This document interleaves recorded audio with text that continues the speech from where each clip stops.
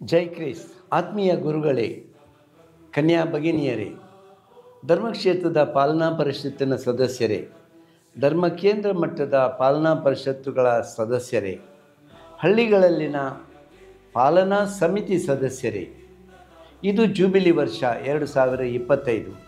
ಇವಾಗಲೇ ನಮ್ಮ ಧರ್ಮಕ್ಷೇತ್ರದಲ್ಲಿ ನಾವು ಹಲವಾರು ಕಾರ್ಯಕ್ರಮಗಳನ್ನು ಹಮ್ಮಿಕೊಂಡಿದ್ದೇವೆ.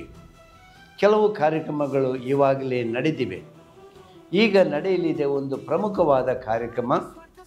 ಇದು ನಮ್ಮ ಧರ್ಮಕ್ಷೇತ್ರದ ಎಲ್ಲ ಗುರುಗಳು, ಕನ್ಯಾ ಭಗಿನಿಯರು, ಪಾಲನಾ ಪರಿಷತ್ತಿನ ಸದಸ್ಯರು, ಹಳ್ಳಿಗಳಲ್ಲಿನ ಪಾಲನಾ ಸೇವಾ ಸಮಿತಿ ಸದಸ್ಯರು ಎಲ್ಲರೂ ಸೇರಿ ನಾವು ನಡೆಸಲಿಕ್ಕಿದ್ದೇವೆ ಪಾಲನಾ ಸೇವಕಿಯರ ಸಮಾವೇಶ 2025.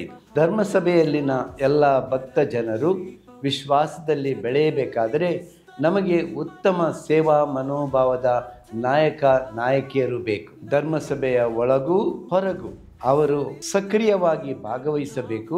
ಸಾಕ್ಷಿಭರಿತವಾದ ಧರ್ಮಸಭೆಯನ್ನು ನಾವು ಕಟ್ಟಬೇಕು. ಆತ್ಮೀಯ ಗುರುಗಳೇ, ಕನ್ಯಾ ಭಗಿನಿಯರೇ, ಪಾಲನಾ ಪರಿಷತ್ತಿನ ಸದಸ್ಯರುಗಳೇ, ನೀವು ನಿಮ್ಮ ಕೇಂದ್ರದಲ್ಲಿ ಮಾಡುವ ಪ್ರೀತಿಪೂರ್ವಕ ಸೇವೆಗೆ ನಾನು ನಿಮಗೆ ಕೃತಜ್ಞತೆ ಸಲ್ಲಿಸ್ತೇನೆ.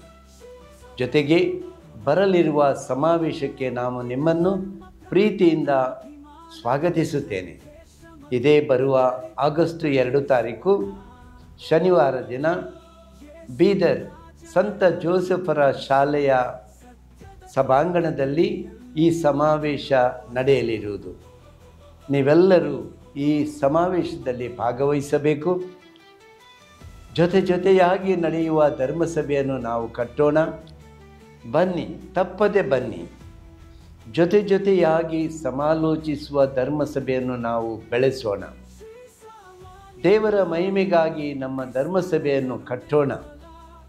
ಸಾಕ್ಷಿಭರಿತವಾಗಿ ನಾವು ಬಾಳೋಣ. ನಿಮಗೆಲ್ಲರಿಗೂ ಮಗದೊಮ್ಮೆ ಸ್ವಾಗತಿಸುತ್ತೇನೆ. ಆಗಸ್ಟ್ 2 ತಾರೀಕು ಶನಿವಾರ ದಿನ ಸಂತ ಜೋಸೆಫರ ಶಾಲೆಯ ಸಭಾಂಗಣ.